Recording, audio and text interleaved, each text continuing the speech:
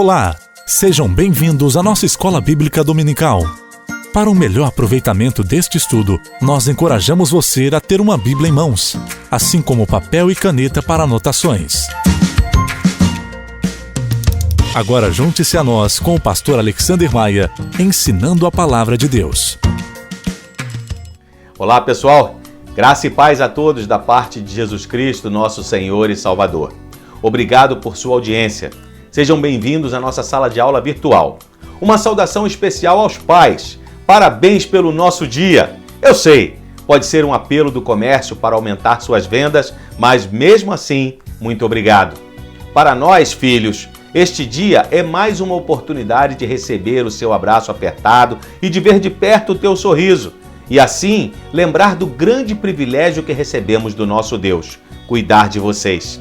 Esta é a nossa maior e mais importante missão.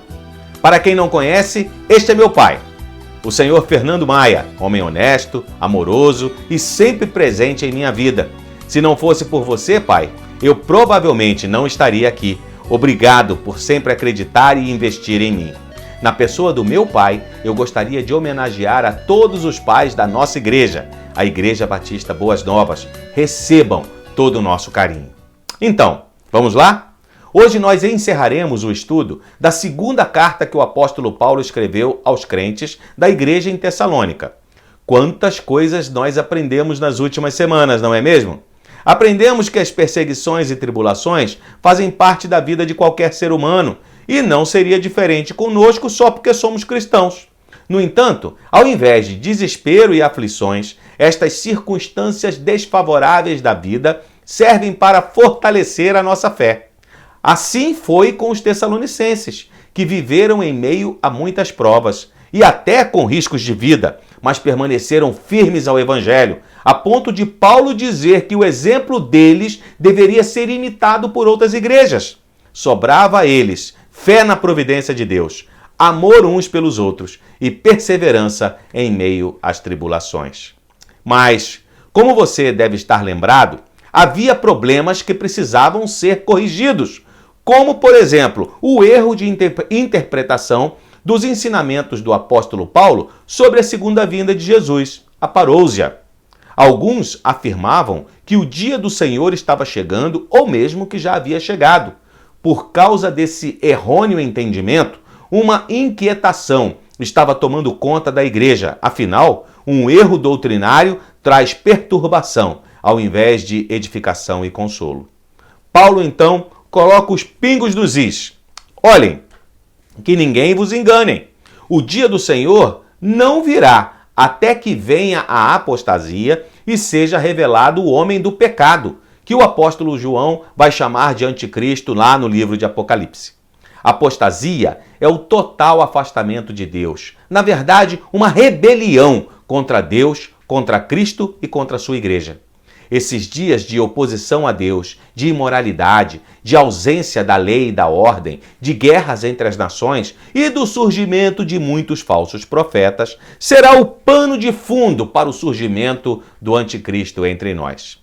A Bíblia nos diz que esse Cristo substituto ou Cristo rival é uma pessoa que se levantará no fim dos tempos como expressão máxima da oposição a Cristo e a sua igreja, uma encarnação do mal, e será objeto de adoração em toda a terra, pois assentado no santuário de Deus, vai reivindicar ser adorado como o próprio Deus.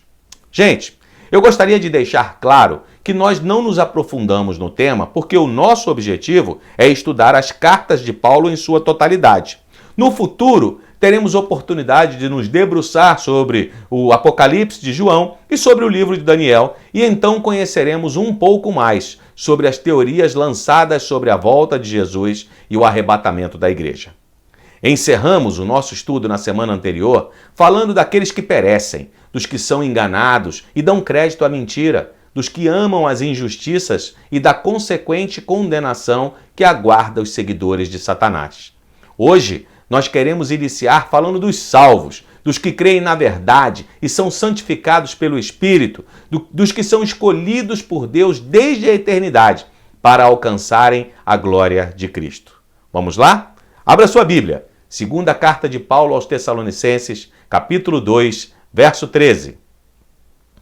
Mas nós devemos sempre dar graças a Deus por vocês, irmãos amados pelo Senhor, porque desde o princípio Deus os escolheu para serem salvos mediante a obra santificadora do Espírito e a fé na verdade. Ele os chamou para isso por meio de nosso Evangelho, a fim de tomarem posse da glória de nosso Senhor Jesus Cristo.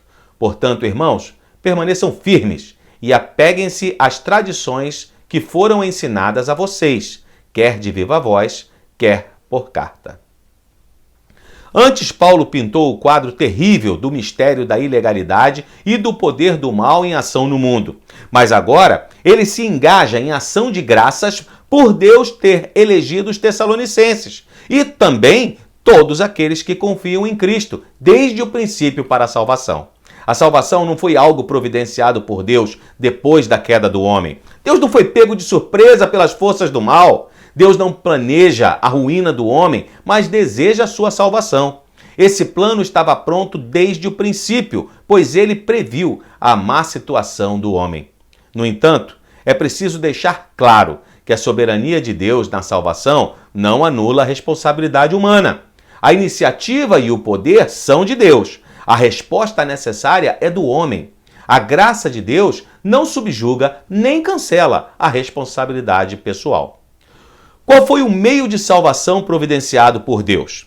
A santificação do Espírito e a fé na verdade. Deus não nos escolheu por causa da nossa santidade, mas para sermos santos.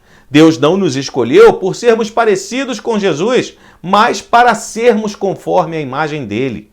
Deus não nos escolheu porque previu que iríamos crer em Cristo. A fé não é a causa da nossa eleição, mas o seu resultado. Não fomos eleitos porque cremos, cremos porque fomos eleitos. A causa da eleição divina está no próprio Deus e nunca em nós mesmos. A graça é o solo onde está plantada a semente bendita da eleição, e graça é um favor imerecido.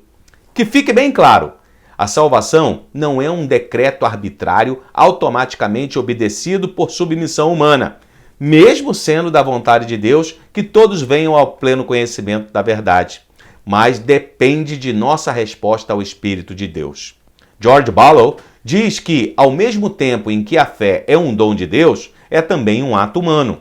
Sem o dom de Deus não haveria fé, e sem o exercício humano do dom não haveria salvação. Não é a fé que salva, mas o Cristo recebido pela fé. Depois de descrever a eleição divina no verso 13, no verso 14, Paulo revela o propósito para o qual fomos eleitos, sendo duas verdades aqui destacadas. Primeiro, Deus nos chama para a salvação pelo Evangelho, poder de Deus para a salvação de todo aquele que crê. E depois, Deus nos chama para a salvação para alcançarmos a glória de Cristo.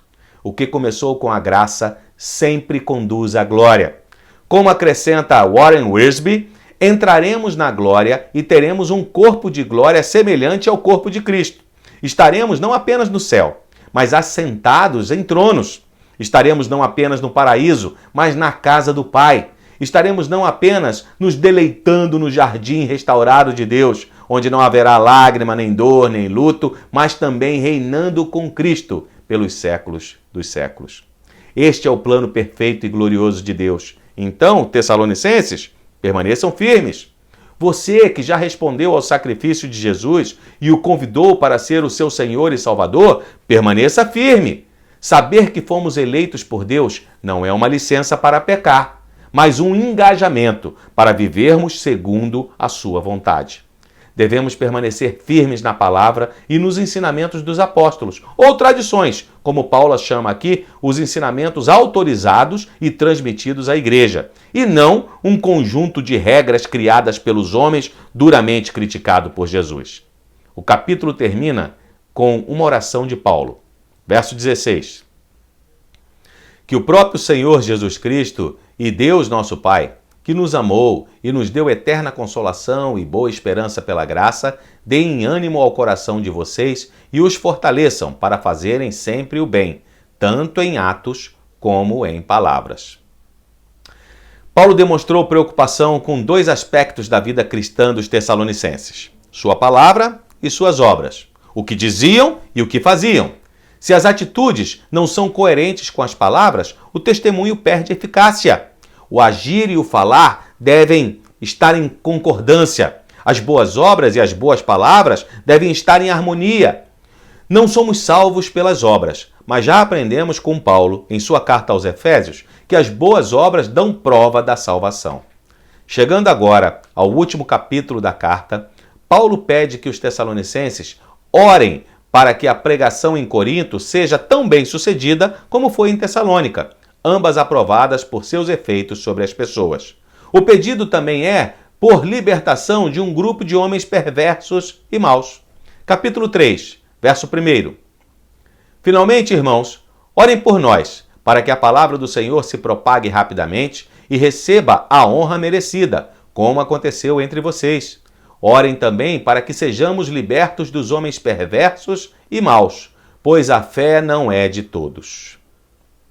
Paulo é um homem de oração, que suplica a Deus sem cessar pela igreja e também roga à igreja continuamente que ore a seu favor. Mesmo sendo o maior teólogo, o maior evangelista e o maior plantador de igrejas da era cristã, jamais perdeu o seu senso de total dependência de Deus. Seu desejo é que a palavra de Deus tenha asas e alcance mais rapidamente horizontes mais largos, e também que seja glorificada quando pregada com fidelidade e poder, quando acolhida com fé e humildade e quando ela frutifica abundantemente para a glória de Deus. Mas, quando a palavra de Deus é pregada no poder do Espírito Santo, aqueles que rejeitam a fé tentam atrapalhar ou mesmo impedir a proclamação do Evangelho. Paulo sabe que o maligno tem os seus agentes de plantão, homens perversos e maus, que articulam planos para obstruir a obra e atormentar os obreiros, e para combatê-los, nada melhor que a oração dos salvos. Todo aquele cujo ministério se torna uma ameaça para o reino do diabo sofrerá, como Paulo, esse tipo de oposição. Paulo não pede necessariamente que tais opositores deixem de agir, mas que ele seja salvo de suas maquinações. Sem essa ajuda sobrenatural, a igreja seria vencida. A igreja está sob ataque, mas Deus a cobre debaixo de suas asas. A igreja é perseguida, mas Deus é a sua cidade refúgio. A igreja é o alvo do ódio consumado do maligno, mas Deus é fiel para guardá-la de todo perigo. Vejamos o verso 3. Mas o Senhor é fiel. Ele os fortalecerá e os guardará do maligno.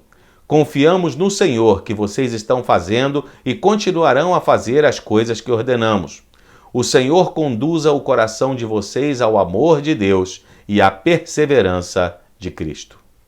Nós podemos confiar no Senhor. Ele é fiel. Aqueles que foram eleitos por Deus e selados pelo Espírito não podem ser atacados por Satanás.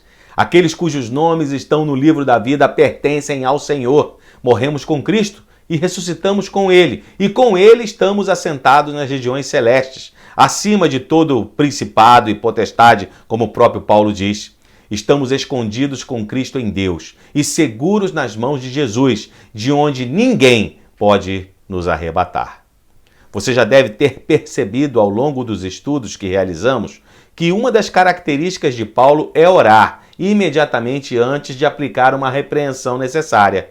Assim, ele pede por amor e paciência em meio às lutas.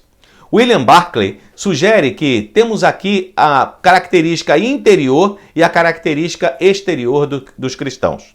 O fator interno é a consciência do amor de Deus, com a certeza e a segurança que isso traz. O elemento externo é a firmeza que Cristo dá. A característica exterior dos cristãos é que, quando os outros caem, ele permanece em pé. Quando os outros desabam, ele assume a carga e continua em frente. O que Paulo diz é que, com o amor de Deus no coração e a força de Cristo na vida, o homem enfrenta qualquer coisa. O último assunto a ser abordado por Paulo nesta carta envolve a disciplina na igreja. A disciplina é um ato responsável de amor. Segundo o reformador João Calvino, ela é uma das mais importantes marcas da igreja verdadeira. A disciplina é terapêutica e visa a proteção da igreja e a restauração dos faltosos. Paulo tem uma palavra direta e dura para alguns que queriam viver na casa dos outros, se aproveitando de seus irmãos na fé, sem trabalhar, mas comendo bastante, se ainda por cima, se intrometendo na vida alheia. Interessante é que tudo começou com uma confusão teológica, uma inexatidão doutrinária por parte de gente que não dava muita atenção à doutrina. Se você despreza a doutrina, você não está apenas arrumando problemas de ordem teológica e racional.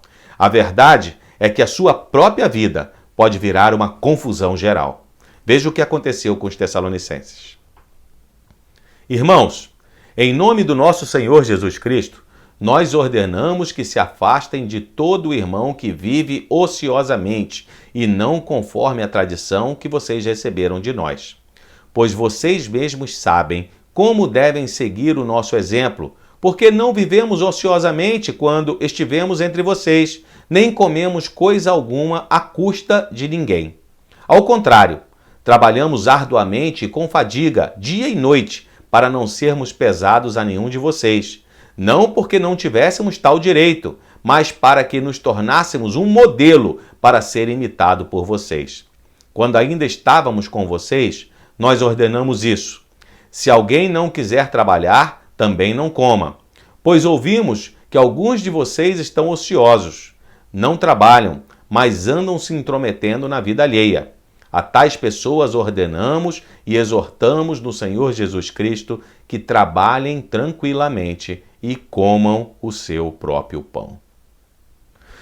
Uau! Paulo não usou de meias palavras, não é verdade? Alguns crentes de Tessalônica, por abraçarem uma teologia errada, estavam vivendo uma vida errada e por acreditarem que a vinda de Cristo seria imediata, deixaram de trabalhar e começaram a viver às custas dos demais. Além de serem parasitas e sanguessugas, usaram o tempo de folga para se intrometer na vida alheia. Bom, já sabemos que isso não é novidade. Mente vazia, oficina de Satanás. Diferente dos judeus e dos romanos, os gregos desprezavam o trabalho manual e o deixavam ao encargo dos seus escravos. Essa influência grega, somada às ideias equivocadas acerca da doutrina sobre a volta de Cristo, levaram alguns crentes tessalonicenses a um modo de vida indigno de um cristão. Adotaram a vadiagem ao invés da diligência no trabalho. A preguiça é um pecado. Deus criou o homem para o trabalho. O trabalho dignifica e honra o ser humano. É bem conhecida a expressão usada por Benjamin Franklin.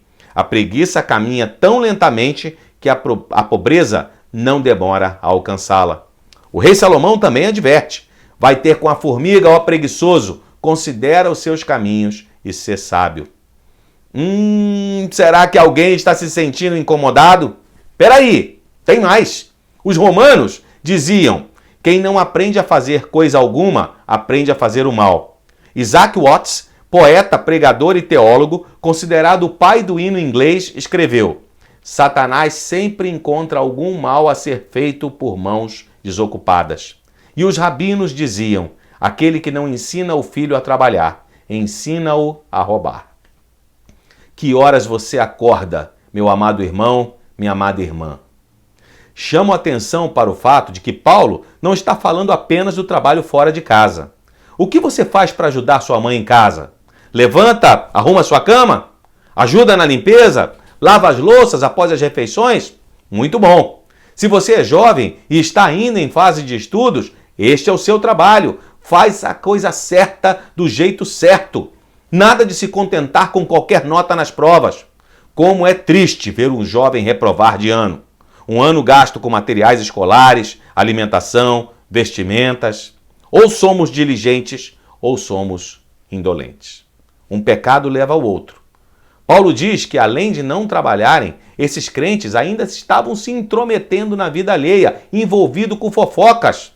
Ao invés de se tornarem trabalhadores ativos, tornaram-se intrometidos ativos, bisbilhoteiros, farejadores da vida alheia. Devemos nos ocupar dos nossos próprios pecados, ao invés de ficarmos espalhando boatarias, também chamada hoje aí de fake news. Eu louvo a Deus, porque sei que esse não é o caso aqui em nossa igreja, não é mesmo? A maneira mais vergonhosa de nos exaltarmos é criticar outras pessoas. Mas o que fazer quando essas coisas acontecem? Além de vários outros textos bíblicos que ensinam sobre o tema, Paulo aqui instrui a igreja de Jesus assim: quanto a vocês, irmãos, nunca se cansem de fazer o bem. Se alguém desobedecer ao que dizemos nessa carta, marquem-no e não se associem com ele, para que se sinta envergonhado. Contudo, não o considerem como inimigo, mas chamem a atenção dele como irmão. A primeira recomendação de Paulo é: não se cansem de fazer o que é certo, mesmo que alguns façam a opção pelo errado. E depois, propõe uma ação coletiva de afastamento daqueles que vivem deliberadamente na prática do pecado. É preciso deixar claro que esses faltosos não eram ignorantes, mas rebeldes. Eles estavam vivendo desordenadamente por conveniência e rebeldia aos ensinamentos já recebidos. Eles estavam vivendo fora do caminho simplesmente por se recusarem a obedecer. Paulo dá mais um passo e levanta a possibilidade daqueles que já haviam desobedecido às orientações da primeira carta continuarem na prática do erro, mesmo depois da leitura desta segunda carta. Nesse caso, essas pessoas se tornariam contumazes na prática do pecado e deveriam ser percebidas pelos membros da igreja. Os crentes, então, recebem a orientação de não se associarem a esses rebeldes obstinados, a fim de que eles fiquem envergonhados. Por fim, Paulo recomenda uma advertência firme, mas amorosa. Em momento algum, Paulo se referiu a esses rebeldes como joio, como lobos, como inimigos ou como filhos do maligno. Ele os descreveu como irmãos. Por isso, deveriam ser disciplinados. A disciplina é para os filhos. Deus disciplina aqueles a quem Ele ama. Paulo exorta a igreja a não tratar os faltosos como inimigos, mas como a irmãos. Wiersbe afirma que o pecado na vida de um cristão sempre afeta toda a igreja. O péssimo testemunho de alguns cristãos pode abalar a devoção e obstruir o serviço do restante da congregação. Esta carta, contendo diversas passagens bastante tempestuosas e duras, tem um final tranquilo e encantador. Paulo ora para que todos, inclusive os preguiçosos, experimentem a paz de Deus e a sua presença. Verso 16. O próprio Senhor da paz dê a vocês a paz, em todo o tempo e de todas as formas. O Senhor seja com todos vocês. Eu, Paulo, escrevo esta saudação de próprio punho, a qual é um sinal em todas as minhas cartas. É dessa forma que escrevo. A graça de nosso Senhor Jesus Cristo seja com todos vocês. Jesus é o Senhor da paz. Ele é a nossa paz. Ele nos dá a paz e essa paz o mundo não pode dar nem tirar. Essa paz guarda o nosso coração e a nossa mente de qualquer ansiedade. É a paz que excede todo o entendimento e que, por isso, reina em todas as circunstâncias. Depois de mencionar que Jesus concede continuamente sua paz em todas as circunstâncias, Paulo fala da comunhão que temos com Ele. Temos não apenas a paz de Cristo em nós, mas o Senhor da paz conosco. Não importa se passamos por lutas, vales e aflições, o Senhor da paz está conosco. Ele jamais nos abandona, nem em circunstância alguma nos desampara. Nossa comunhão com Ele é plena, abundante e eterna. O desejo final de Paulo? Que a graça de Cristo, seu favor imenso dispensado àqueles que não o merecem, seja com todos. Por sua graça somos salvos. Por sua graça temos livre acesso a Deus. Por sua graça entramos na cidade pela porta. Por sua graça somos feitos filhos e herdeiros de Deus. Pela sua graça triunfamos e chegamos à glória. Louvado e glorificado seja o nome de Jesus Cristo, nosso Senhor e Salvador. Assim chegamos ao final de nosso estudo sobre os ensinamentos de Paulo em suas duas cartas escritas aos irmãos tessalonicenses. Eu recomendo que, se você não esteve conosco nas últimas semanas, volte ao menu principal deste vídeo e assista às 4 aulas anteriores, sem jamais deixar de lado a leitura da sua própria Bíblia. Eu aprendi muito e sou grato a Deus pela oportunidade. Espero que você também. Vamos orar? Senhor nosso Deus, nós estamos agradecidos. Estamos agradecidos, Senhor, pela Tua palavra. Estamos agradecidos porque Tu não nos deixa no escuro, sem saber como fazer e o que fazer. Muito obrigado, Deus, por esses ensinamentos que a Tua igreja, Deus, recebe. Pelos ensinamentos, ó Deus, que o Teu Espírito Santo vai trabalhando em nossos corações. Pelos ensinamentos, ó Deus, que nós precisamos, ó Deus, pela ação do Teu Espírito Santo em nós, colocar em prática. Queremos pedir que Tu nos abençoes a Tua igreja, a Igreja Batista Boas Novas. Tomes, ó Deus, em Tuas mãos os Teus servos, em especial, ó Deus, o Teu servo, Pastor Carlos, que está à frente, Deus, da nossa igreja, que ele continue, ó Deus, sendo inspirado por Ti, que Tu continues a trabalhar no coração dele, para que continues a trazer, ó Deus, mensagens vindas diretamente do Teu coração para os nossos corações, e assim nós possamos crescer de pouquinho em pouquinho, na graça e no conhecimento da Tua palavra, como sabemos que é a Tua vontade, enquanto aguardamos a Tua volta, Senhor Jesus. Prepara a Tua igreja, que nós possamos nos achar aprovados diante de Ti.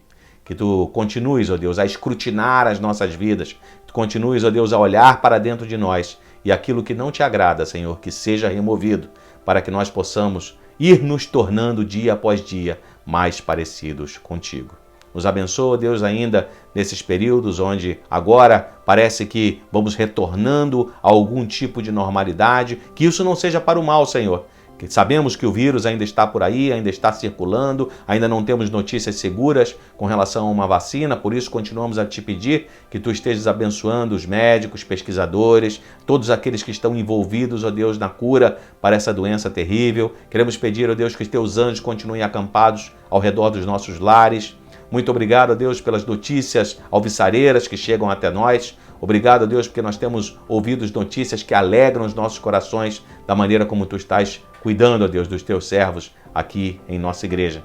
Continua, Senhor, a fazê-lo, não porque merecemos, mas por causa da Tua bondade, por causa do Teu amor, por causa, ó Deus, do Teu interesse por nós, por causa da Tua graça.